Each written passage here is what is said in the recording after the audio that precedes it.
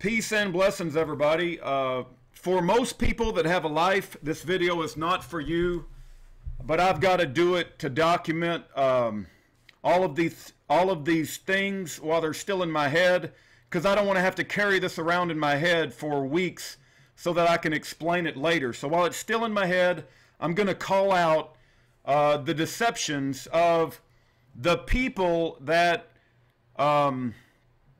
that Corey Millard and Josh Millard have decided to align themselves with. And you guys remember this video. If you do decide to hang around, I'm just going to go through a variety of things. Schaeffer Cox, if you heard the audio, it says that Schaeffer said, I'm going to bluff, pray, P-R-A-Y, and train. But when Scrocky repeated it in front of the jury, he said bluff, play, P-L-A-Y, instead of P-R-A-Y. It's like when Satan in the Garden of Eden, he changes the words very subtly to change the meaning, of what God really said. Because Satan, when he was talking to Eve, he said, did God say that you should not eat of every tree? But that's not what God said. God said not to eat of one tree, the tree of knowledge of good and evil. And so Satan will subtly change the words. And that's what they do all the time. That's their modus operandi. They're liars. They're professional liars. And they're government paid liars. The better they can lie, the better they can misrepresent, the better they can beguile and deceive, the more money they make. And so I wanted to go through some of that today. Now, this is just one screen. This Trent Trelew's guy, look at what he says. Excuse me. If we look at what he says right here, he says this is the best quote. And you guys see that? I really want to make it red because I want you guys to figure it out.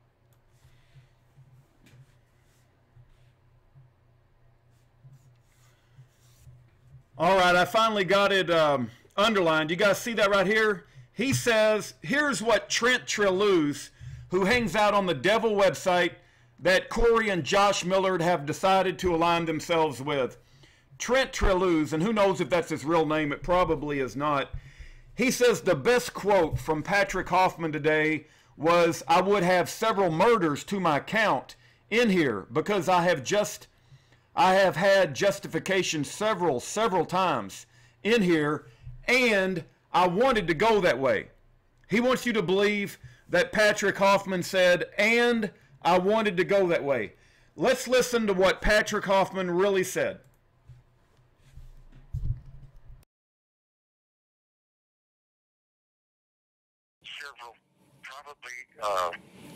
No, I'm having to go through it. The reason why I'm going through it is because I'm an honest person. I could have, if I was like they say and stuff, and the wicked sort and stuff, I would not be fighting this now. I would have several, probably have several murders to my count in here because I've had justification several times had I wanted to go that direction. And Patrick is saying that prison is a brutal place and I had justification to defend myself and murder people because they're such a threat to my life had I wanted to go that way. But he didn't go that way. But Trent Trelew changes Patrick's words and says, and I wanted to go that way. So Trent Trelew is a dang liar. And then check this out. Corey Millard says, really wondering what Daryl means in his comment. See, Corey, you don't have to align yourself with a team of devils. You got my phone number. But the problem is that after we got off the phone, I thought we had a congenial conversation. I was going to tell Patrick Hoffman to never mention yours or Josh's name ever again. I thought we had an agreement. But immediately after we got off the phone, I found out that you went and filed legal action against Patrick, and then you went on this Facebook webpage with a team of devils. These people they don't care about you, Corey. They want to use your situation to leverage you to get at me and to take my channel off the air. That's what they're trying to do, but you're so naive, you think this is a group of good people that want to help you. It's just ridiculous, and they lie. These guys are professional deceivers and liars and devils. But let's go back to what Corey is referencing. Corey, you said that Daryl said, haters should remember when two or more are gathered, it won't always be men and women. It won't always be women and children and old men in prison to pick on. It may be two or more men willing to resist. I believe what Daryl is saying there is that he's referring to when they shot Vicki Weaver on the porch at Ruby Ridge, when they killed Randy Weaver's wife. And Randy Weaver is saying that we need to resist more because they killed his wife and they killed his 14-year-old son, Samuel Weaver. You ain't the only person in town, Corey, that is the victim. You're not the only victim around in the world, and not everybody is always referring to you. And let me also go back to this comment. Robert Beatty. Robert Beatty is an absolute, man, this guy is a former IRS agent. He's got some sort of mental problem. I mean, he just spends all his time, stalking people, harassing people. And let's put what Robert Beatty said. The comment Corey Millard has referenced to above is shown below, and I noticed that Rudy seemed to think it was so good, he highlighted it. So Robert Beatty is like feeding Corey like the devil fed Eve in the Garden of Eden, right? He's trying to like feed Corey like I highlighted the comment, and it's somehow a threat to Corey. Well, Corey, there's a video called What Are Highlighted Comments in YouTube? If you take the time to go watch that, you'll realize that I cannot highlight a comment. Only Robert Beatty can highlight his own comments. If you go look at the comment from my perspective, it doesn't show highlighted, Corey. What options, how could I even possibly highlight the comment on Robert Beatty's YouTube view? Robert Beatty highlights his own comments. And so then Robert Beatty highlights the comment, and then he blames it on me, and then he tries to insinuate that Daryl is issuing a threat against Corey. It's the most ridiculous thing in the world, and they'll take this to some judge, and they'll try to paint a picture that Corey's under severe threat from Daryl, Rudy, and Patrick. It's the most insane. Daryl is a father of 7 children, Corey. He's got a beautiful family. Daryl is not a threat to you and Josh. Daryl is a good Christian man who believes in self-defense. I can guarantee you that Daryl McClanahan is not a threat, nor was that comment even related to you. Let's go on. I wanted to also make the point that, Corey, you know as well as I do, before all of this became public, that I offered you multiple times that we could deal with this in private. We did not have to go public. And even when we had our conversation that was recorded, I asked you on that recording, Corey, we don't have to go public. If you decide, I'll keep it private, and I'll tell Patrick not to mention your name anymore. Okay, I thought we had an agreement. But almost within 24 hours after we got off the phone, I find out you've issued a legal motion, and now you're showing up on this website that is a devilish website that's targeted me for years, and you've aligned yourself with these devils, right? You didn't keep your end of the bargain. I really thought we had an agreement. I was going to tell Patrick, don't mention Corey, don't mention Josh, and let's just talk about your innocence, and they'll live their lives, and Patrick, you and I can put out your side of the story. But no, you decided you didn't want to do that, Corey. You and Josh have now aligned yourself with devils, and you're filing legal motions that are blatant lies. And you're the one who are harassing Patrick. You know that you called the jail and got his cell trashed. Not only that, Corey, but hold on just one second.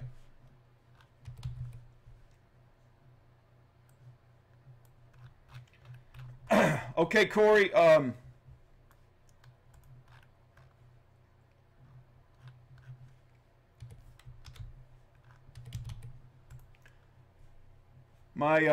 We're zoomed in too much. Let me zoom back out. How do I fix that? Let me go to 200% or 100% or something. I don't know what's going on. Hold on just 1 second.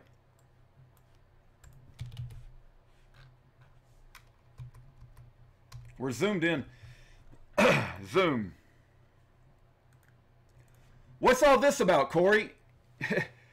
You feel like you got a call for a suicide watch and you put your sunglasses on? Do you think it's cool that the guards will go in and strip Patrick of all his clothes and make him sit naked in a jail cell and treat him like that? You think that's cool? Is that what you believe is a cool thing to do?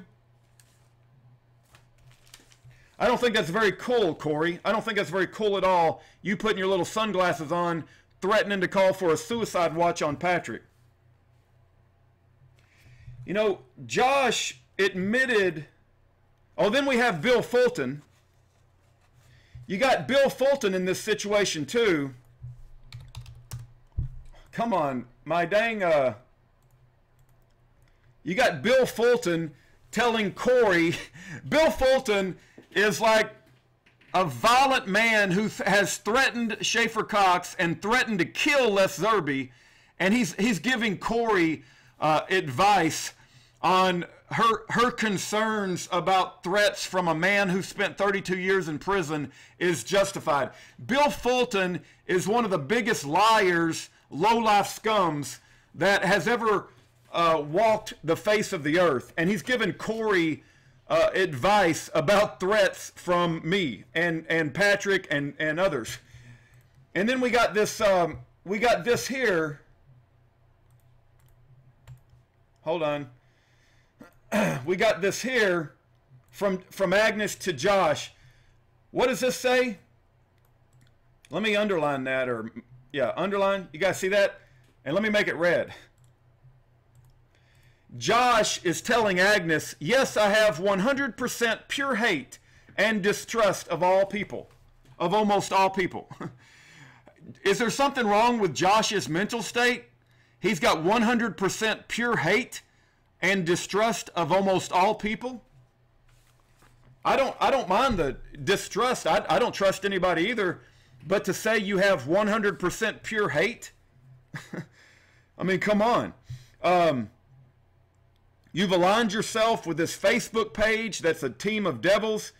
You're constantly insinuating that you're being threatened. Josh is too. If we continue to go down, this,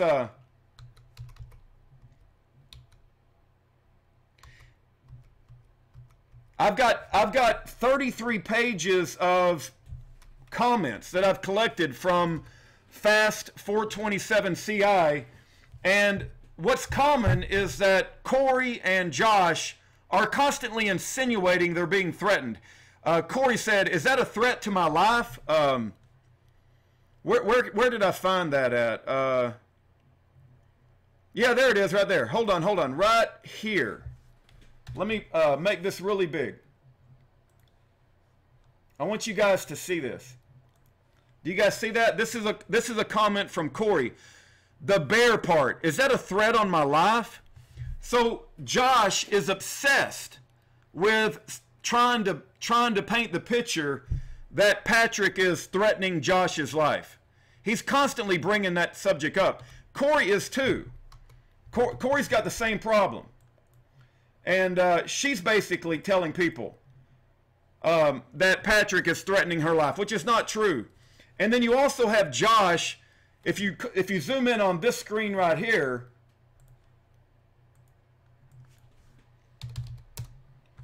I always have a hard time with the zoom. Josh is saying that even if another officer killed my father, it still rests on him and his father. Why? And then he goes on to say that even if the other officer killed Lou Millard, that he still blames Patrick Hoffman. So, I just wanted to document all this about Robert Beatty saying that I highlighted Daryl's comment when that's not true. You got Trent Treluse misquoting Patrick, and you got Josh and Corey who are constantly trying to paint the picture that they're being threatened. And all of this needs to be documented, because I believe that when somebody makes false threats and false accusations, that whatever penalty would have been put on the person they're making false accusations on, they should get the same penalty. For instance, if you falsely accuse somebody of rape, and it's proven that they did not rape you, but you're accusing them of rape, then the person who's making the false accusation should go to prison for the same amount of time that the person, if he was found guilty, would have gone to prison for.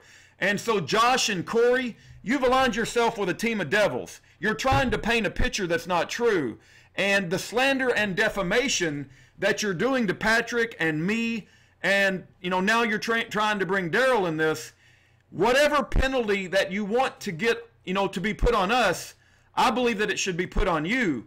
And regardless if you get some fancy judge in America to agree with you, God Almighty sees the motives of your heart. God Almighty sees the hatred in your heart. And it's going to be exposed. And you're not going to get away with it. Thank you for your time.